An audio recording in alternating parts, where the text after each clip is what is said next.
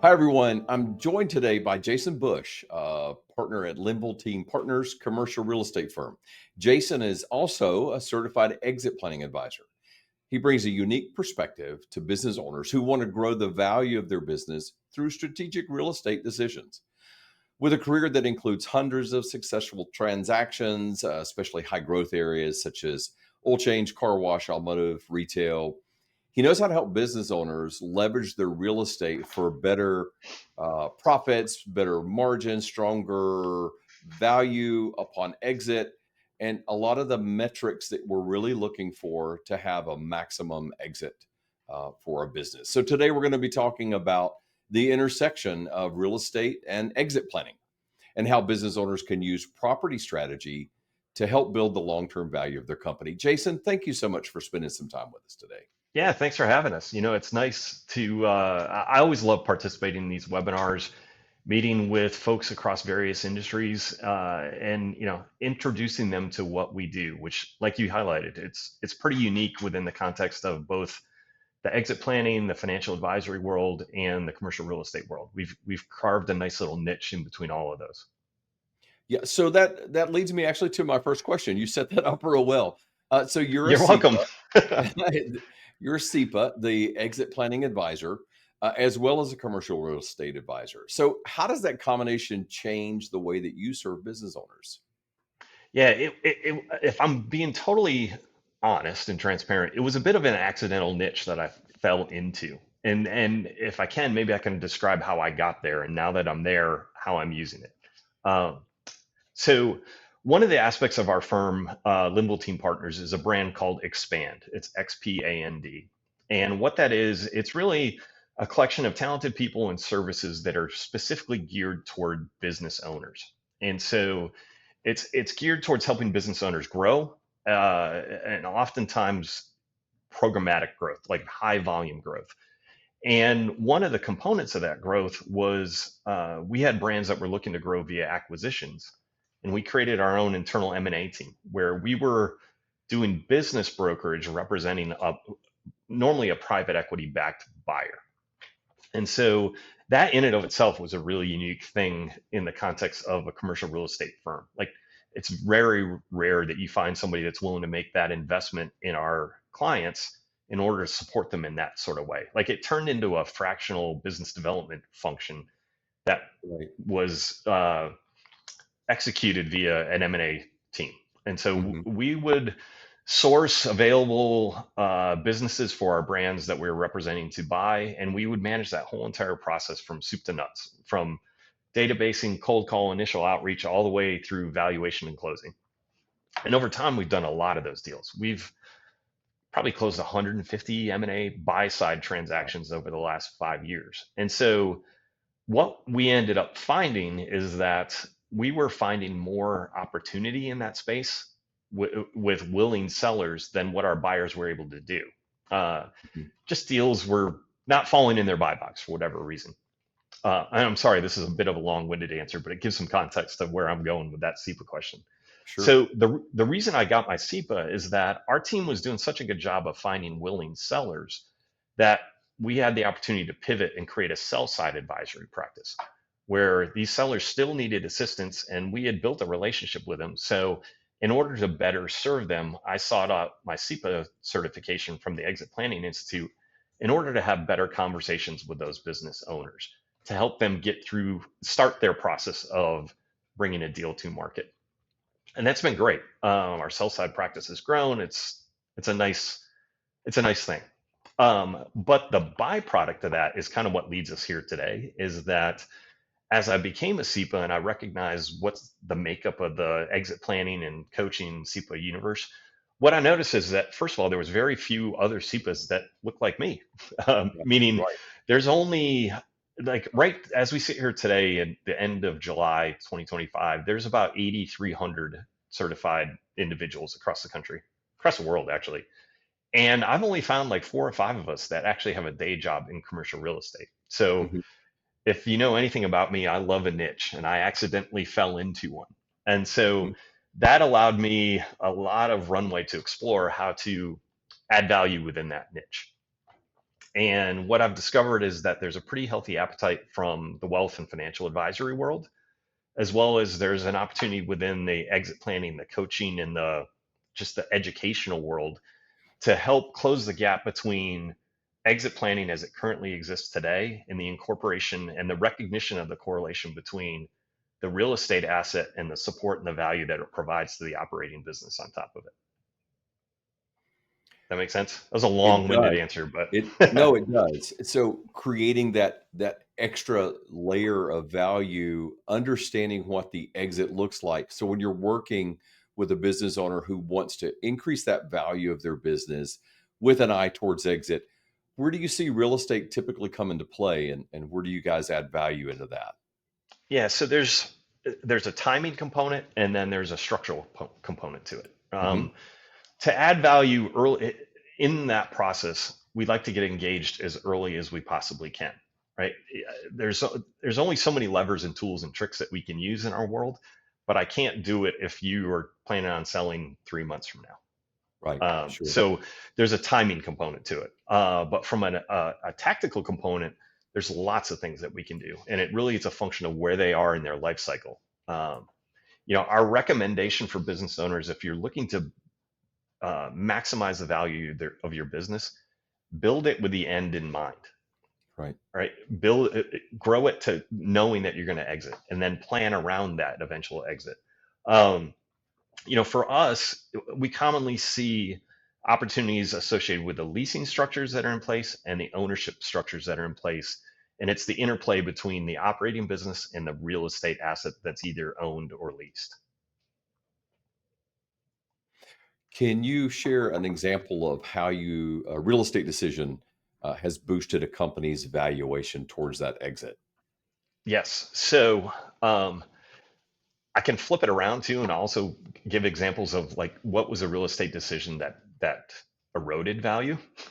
Yeah, and and and that and may and, be a and so, lot more useful information anyhow that they well, can avoid for sure. telling war stories and mistakes is often easier than describing perfection, right? Yeah, Because you want to sure. avoid the mistake, and everybody's definition of what's the perfect execution is always going to vary a little bit.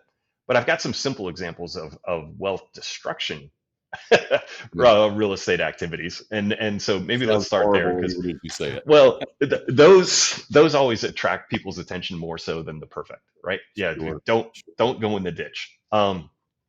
Here's a real life example that we're working on right now. So I was engaged by a third party consulting firm that was really doing sell side representation. This particular business, I'm not going to name the segment or wherever it's in, but they had worked with the business owner to value their business, create a package, and take it to market. And the market had received their offering positively, and they had actually received buyer LOIs with a set of terms that were acceptable to the seller. Hmm. And that all sounds great, right? Where's the Right. mistake? As the buyer was beginning their due diligence process, they discovered that the business owner was on a month-to-month lease at his location. Oh. Oh. So what that highlights is that there was no tenancy. And this is the type of business where you have to have it's a very specific type of asset that you need to operate out of, right? It's not a inline retail where they can move next door and survive. Like Sure. this, that's a very specific thing. And so that mistake, the mistake in this example is the business owner didn't address his tenancy via some sort of long-term lease structure in advance of him preparing to take this business to market, right? So he didn't think with the end in mind. He was working on kind of a daily basis of making sure his operations were intact, but he really has no tenancy. I mean, he's 3 months away from being evicted if the owner so chooses. So Right. from a valuation standpoint, right, the business broker had set a value of X. Well, now we've got, as a Right. result of this lease situation, you've got a ceiling of X and a floor of 0. I mean, Mm. it may render this business unsellable Hmm. unless this particular situation is fixed. Right. There is a solution for it, but it's going to require a bit of a miracle in order to resolve this in a short period of time before that potential buyer may look elsewhere. So Yeah. that added risk to that buyer is just that's just going to have to be fixed for sure for it to be of any great value for the person who's trying to sell that. Do Yeah. you see So specific industries where this type of lack of forward thinking, I guess, or maybe the tenancy issue is more common than others? unfortunately, no. Yeah, Yeah, cool. it's exhibited in lots of different places and in places in ways that you would never think. Yeah. So with all of those potential risks with tenancy and so forth, where can you see some things that will really boost that value or some ways to really shore up those risks? Yep. So a business buyer, if they love your location, and especially if you've got a specific thing that really adds value to the business, as you're preparing to sell, one of the best things you can do, if you're truly just a tenant in a location, you don't own the real estate, is to be forward thinking and execute a long-term lease at market terms before you get ready to take your business to the market. And so, what does that do? It secures tenancy, like you have physical control over the location for a long time. If you're leasing at market terms, that minimizes any sort of EBITDA adjustments via add backs or take backs that the buyer is going to go through when they're doing their Q of E, Hmm. which is great because not only is it a mathematical simplification, but it also builds buyer confidence knowing that the real estate situation is buttoned up. Therefore, there's a probability that other stuff is buttoned up too, right? As opposed to the converse, right? If the Right, real estate right, situation is a hot mess, well, there's probably hot messes somewhere else, right? right. So there's that. The best case scenario on something like that would be to also execute a lease where the tenant has a purchase option. Um, Buyers love that, right? Day Hmm. one, they may not be willing to allocate capital towards the purchase of the real estate, but man, is there some value knowing that they can. So that Right. almost just kind of sweetens the pot. So that would be almost the exact opposite of that first example where there was no Hmm. tenancy, no options, no control. The converse would be the way to increase value, which is have long-term control with an option to purchase. That would be ideal. So And so work. that's a scenario where it's just purely there's no real estate owned. This is just a leasing scenario. So controlling the real estate asset as a tenant, it's really, really important. And as you've just shared, but what about ownership? Does that add even an extra layer, or is that detrimental? Talk about that a little. Yeah, so I actually love it when the business owner also owns the real estate because it gives me just so many additional levers I can pull in terms of adding additional value. And I call it enterprise value, meaning the collective value between the business value and the real estate value. Right. There's interactions between the two that, if done properly, can raise the overall enterprise value. So I love that scenario. Where would be a good example of where that really is highlighted? Yeah, of course. Lots of good examples there. The one thing I like to see is that when a business owner also owns the real estate, that they structure the ownership of those two assets, the business asset and the real estate asset, as two separate, distinct legal entities. What we commonly see is that business owners, when they acquire the real estate, they'll continue to own it the way that they bought it, right? So if Hmm. they bought Hmm. it under one LLC, they'll own it that way forever. And I Right. I don't believe that's the best way forward. You should, just from a concept of de-risking, you should have an operating company that it is the ownership entity of the business. Then you should have a property company, which is the ownership and operating entity for the real estate. It's a nice de-risking maneuver, but then it also allows you to take full advantage of the tax advantages associated with the ownership of real estate. And it also allows you to separate those and manage those two asset classes separately from each other, as opposed to just having real estate appear as like a line item on the financials of the operating company. Well, you're talking about the business as the operating business, and you're thinking about real estate ownership as a separate business altogether. Is that common that people think about it that way, or do you often see that it never even occurred to them? And where do you really find some good leverage with being able to think of it as a separate business altogether? I just know that I see it all too often that Yeah. they're not, especially the closer you get to Main Street, the more likely it is that an owner is not going to view those as two separate things. They're going to essentially value the real estate as an asset of the business as opposed to being two separate things.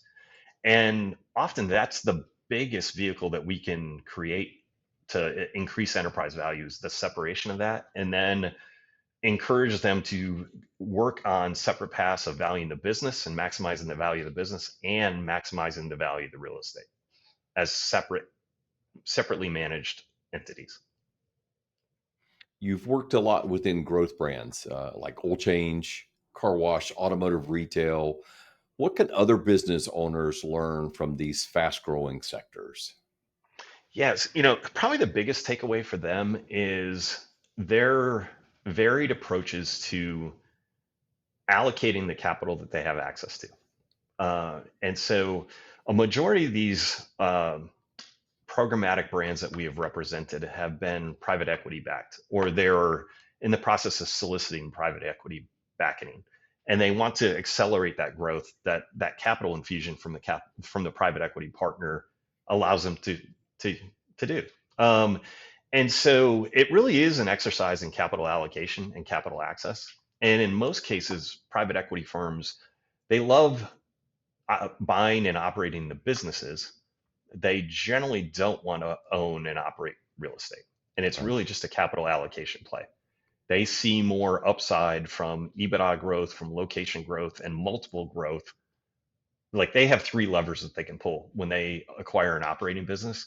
Whereas, and so you can incrementally grow value in an operating business with a private equity play that way, as opposed to when you're in the real estate space, there's really only about one lever that they can pull to increase valuation there. And so that's why they generally try to avoid it, the ownership of it. So when you're taking a look at whether a site is or a market maybe even is really growth ready, how do you evaluate that? Yeah, so it depends on the brand and what their needs are. I think one of the first lenses to look through and evaluate, is this a service business or a destination business? Hmm. So like a service would be an oil change, right? Or a car wash, right? It's you are likely going to visit a location like that in conjunction with your trip to a destination, right? So Hmm. a destination business is going to be a grocery store. It's taking your kids to school, right? Those are the options. And Okay. then the service business is going to benefit from being adjacent to that destination. So define for yourself what you are. And you'd be shocked how many people can't describe that correctly as to whether or not they're a service or a destination. If you're a service business, then you want to look at where are the voids in the market for the service that they're providing, or conversely, what's the demand curve for the type of service that I'm offering. So really, it's kind of a qualitative match at that point of understanding what's the trade area, what's the demographics of the people that are in that trade area, can they pay for your service, how many other competitors already exist in that trade area. So is there even a mismatch between supply and demand? And then there's site specific characteristics like access, visibility, parking, um, speed limit of the road that you're located on. I mean, that Hmm. variable is shockingly important. And so Hmm. I tend to look at it on the qualitative side first. And then if you can then narrow it down to two or three locations that might make sense, then let's start to look at the quantitative side, meaning how much does it cost to either acquire this or lease this location? And will that occupancy cost make sense in the context of what's the potential top line revenue that can be produced at this location? So, top line revenue is generally going to be driven by the qualitative factors. Then you've got to factor in the occupancy costs and make sure that it still pencils in your pro forma. So I hope that makes sense. I always believe you got to lead with the qualitative first. But unfortunately, people will make really bad choices when they're driven by cost decisions initially, as opposed to correct location decisions. Um, I've seen how many businesses or locations fail because they'll pick a retail location because of what they can afford to pay.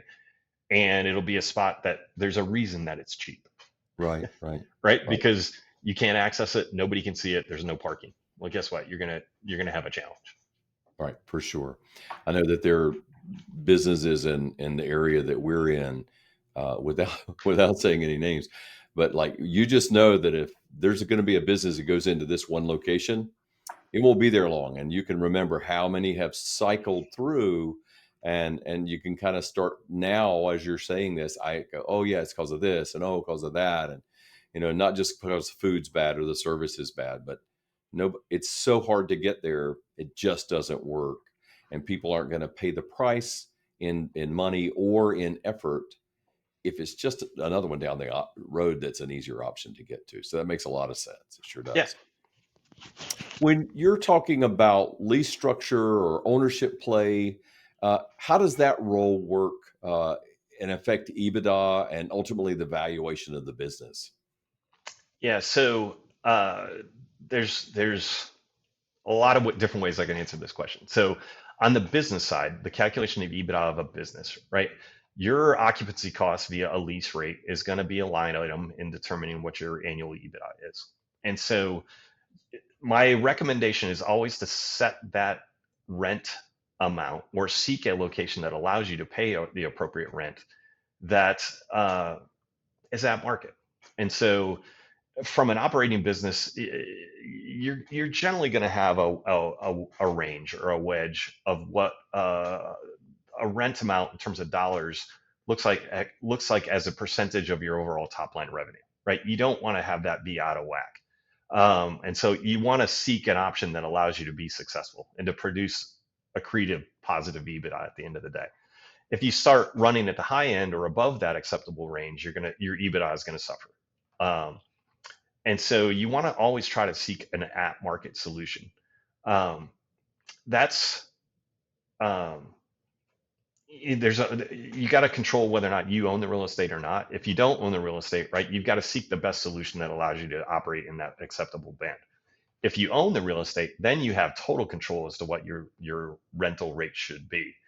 And that range of acceptable occupancy costs allows you to play with your EBITDA a little bit, where you may not create a necessary add back or a take back, but if you set your occupancy costs at the lower end of that range, you're going to boost your business's EBITDA, but at the same time, you're going to reduce your valuation of your real estate if you're valuing your real estate on an income basis. And so there's a trade-off. There's a wedge there that we can implement to maximize the total enterprise value. And so in valuing a business, the most common approach is you will value a business by taking an EBITDA trend and multiplying that times an exit multiple, right? And so just for ease of math, let's call it a 5x, right? Mm-hmm. That's a pretty acceptable exit multiple. So take, a dollar of EBITDA, multiply it times 5, there's your valuation of your company. Right. On the real estate side, it's completely different. So if you're operating under a triple net lease structure and your dollar of rent flows into the real estate company, and say you're a decent credit risk, that cap rate associated with that location might be an 8. And so essentially you're going to take that dollar of revenue, divide it by 8%, and that's the value of your real estate. And so what essentially happens there is your cap rate becomes an inverse of your exit multiple. Right. And as long as that inverse relationship lends itself to where you can add the dollar of real estate income is more valuable than the dollar of EBITDA in your operating business, that gives us the tool to build total enterprise value. Right.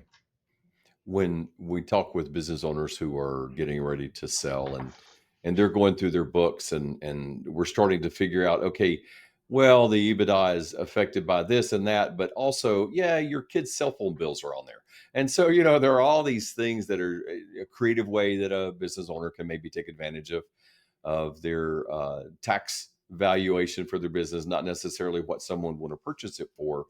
I see some things where people are toying around, and maybe that's not the right or best technical word, but toying around with how much rent they charge themselves if they own the property, and maybe trying to get a tax advantage of that. I assume that you have ways to look at that and standardize that out so that it's a more attractive package to a buyer instead of just to the business owner and their IRS bill at the end of the year. It's really a function of timing and exit timing, right? So if you're 10 years away from exiting your business, charge yourself honestly an over market rate, right? Mm-hmm. Reduce your operating tax bill via that mechanism. It's a great option, but you can't operate that way up until the day that you sell, right? So if you're 3 years away from selling, you got to reset that rental rate at the within the appropriate range, right? So the offset there is you're going to present a true representation of what the business earnings look like, as opposed to some artificially deflated number. Um, but the offset is you're going to have an increased operating uh, tax bill, but that's what you want. I mean, you want to maximize the value of the business, and so it's that tinkering with the lease Hmm. rate is really, in my opinion, it's a function of timing and making sure Right. you've got the look back window set correctly. Well, the point you made earlier kind of comes back to me now of if there's a hot mess here, there may be hot messes other places, which could cause a buyer to maybe just back away instead of going through all that. And when you see tinkering, as you put it, is that a one-off, or is that, institutionalized throughout everything? And is that injecting extra risk, which means that the price is going to come down or the buyer's going to back away? So really getting the book straight and the way that things are operated. What I'm hearing you say is the closer you are to exit, the more aligned with market norms everything has to be to get your maximum exit value. That's right. So to maximize your exit value, it's intrinsically linked to the exit multiple that someone's going to pay for you. And how do you increase your multiple is by increasing the attractiveness of the business Hmm. and the readiness of the business to be sold, right? And Hmm. so that's how you increase your attractiveness and readiness is by having your stuff in order so Right. that the business buyer knows that they've got something that's clean and ready and transactable. So a slightly lower EBITDA with a much higher multiple, that's a better deal than a higher EBITDA with a lower multiple. I take that every day of the week for sure. Absolutely. Yep. When you're talking to business owners who plan to sell within the next 3 to 5 years, so not 10 years away, not what did you say a while ago, not 3 months away, Right. what are the real estate moves that they should be thinking about to really improve their position for later? So if they own the real estate, I want to start with the blocking and tackling. Let's just make sure you've got your ownership structures correctly organized, that you've got the ability to produce P&Ls for both the operating business and the real estate business, Right. and that you've really focused on setting the at market lease terms and rates. Like Mhm. that would be the ideal scenario 3 years out. And really, that is one of the most perfect scenarios you can have, because if their timeline moves, well, you're all set, right? Right. You've got, and what that does, it allows you to maximize transactional flexibility. So Hmm. Hmm. let's define what a full exit might look like, right? So in this scenario, we're going to define a full exit as the owner wants to sell both the business and the real estate at the Right. same, right? It may not be at the same time, but he wants to execute a full sale. And so once you got the structural components in place, you have allowed yourself to maximize the transactional flexibility, right? So the seller has defined a full exit as sale of both. Now you've got the buyer universe. Private equity buyer, they're only going to want to buy the business, most likely, right? But to meet the seller's goals, now we've got to figure out who's going to buy the real estate. So what that illustrates is now we've got a two buyer situation, and that's fine. It happens all the time. Then there's a question of like, all right, if we've got two buyers, what's the timing of the sales? So we're going to use the sale of the business as kind of our tent pole here. Then you've got options. You can sell the real estate concurrently with the sale of the business, and it can be to one buyer or two buyers, right? You can have multiple options there. Or you can offset the timing of the sale of the real estate either before you sell the business. So that would be what's called a sale leaseback transaction. And you can do that well in advance of the sale of the business or just Hmm. any time before. Or you can postpone the sale of the real estate to after the sale of the business. Hmm. And that actually would be a recommended strategy, because the owner may want some income for a period of time. Or if you have a higher credit quality tenant that moves into that is now your tenant that is in that location, in theory, your cap rate will decrease and your real estate valuation will go up. So just you might actually create enterprise value just by having a timing question or a timing uh, adjustment in the sale of the business versus the real estate. You were talking about attractiveness and readiness, those factors that really drive the multiple and create extra value for someone among what just somebody else would get. Um, Talk a little bit about that readiness factor. I heard you allude to it that, if you have everything in place and you're planning an exit in 3 years, let's say, but you're ready now, and that's not a problem. If we see shifts within interest rates or with private equity availability, or even people who are wanting to buy real estate, how big a deal is it to have everything ready to go, just in case something happens like that? Yeah, I mean, from the real estate side, a drop in interest rate is going to create an opportunity to sell an asset at an increased valuation, just because Hmm. there is a correlation. It's not a one-to-one correlation, but when interest rates rise, cap rates rise, and the converse is true also. So, from a timing standpoint, like if we, you know, went through like what we saw 4 years ago, Yes. cap rates were as low as they could have ever possibly been. Mm. So, somebody that defined their full exit 4 years ago as the sale of the business plus the real estate, but for whatever reason didn't pull the trigger on the real estate sale, Hmm. they've actually suffered a decrease in their valuation, most likely, Hmm. just because cap rates have risen over that time. So, Hmm. readiness really is a function of the business or the real estate asset that's being sold. It's also a function of the actual owner and their plans post sale, too.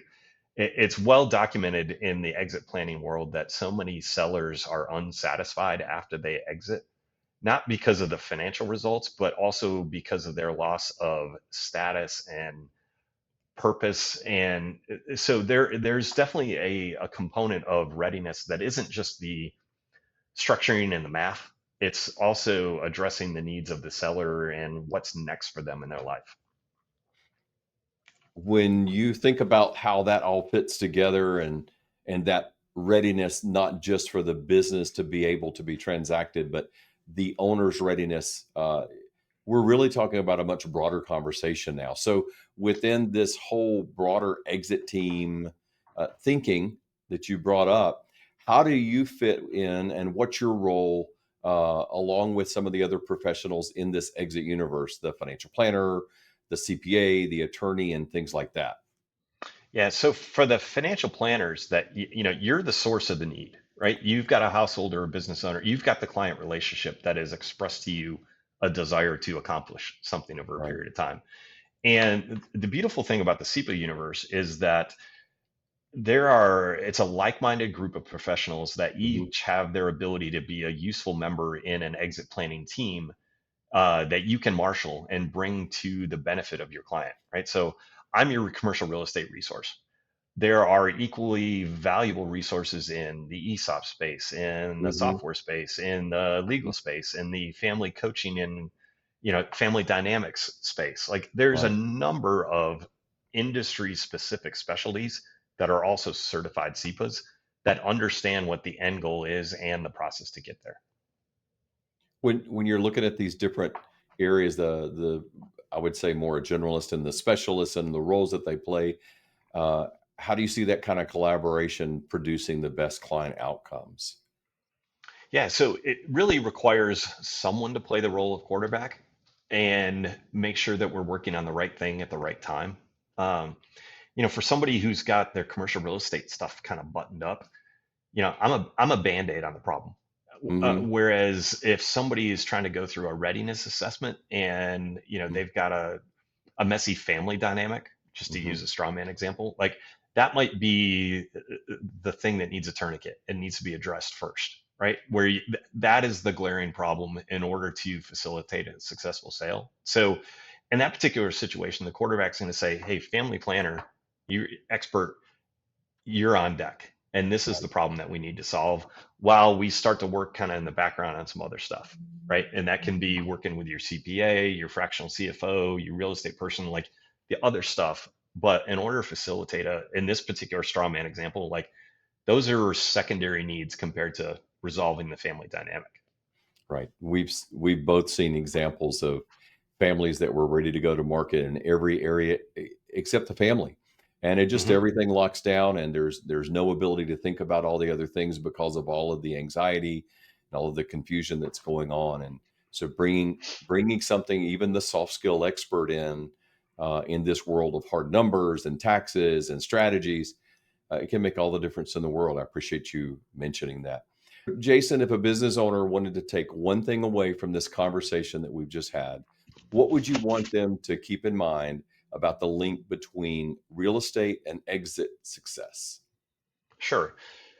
First, there is a direct correlation between the support and the benefits that the real estate that they either lease or own can provide to the operating business on top of it. So my goal in this exit planning process is to maximize that support and benefits that the real estate provides to the operating business. That would be step one. So if anybody out there either occupies commercial real estate or owns it, there's a way we can add value. So step two would be to recognize that these are two separate, distinct businesses that need to be managed the same way. As such, you've got an operating business and you've got a real estate business.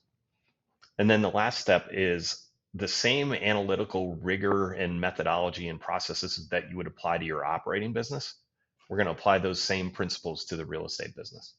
And if we do all those things correctly, we should maximize the support and the benefits and the enterprise value associated with that relationship between the real estate and the operating business. Well said. So, as we start to wrap up our conversation, are there any last thoughts that you'd like to share? It kind of pulls everything together. I love being in this position. I love what is feels like a unique offering and a true value add to a majority of the marketplace, be it financial advisor, business coaches, or actual business owners. I'm excited. I'm passionate about it. I really enjoy operating with this space, and I look forward to any and all opportunities to talk to business owners and their advisors to see what we can do next. Well, Jason, thank you. Thank you for sharing your insights and your time regarding how real estate can be a powerful tool for building and exiting a successful business. So, if you're a business owner and you're thinking about how to position your company for future growth and a successful exit, I hope today's conversation has given you some really good ideas to begin exploring. So, keep an eye out for some more interviews like this as we continue to explore ways to help business owners really create and preserve and ultimately realize the value that they've built. Thanks for joining us. And Jason, thanks again.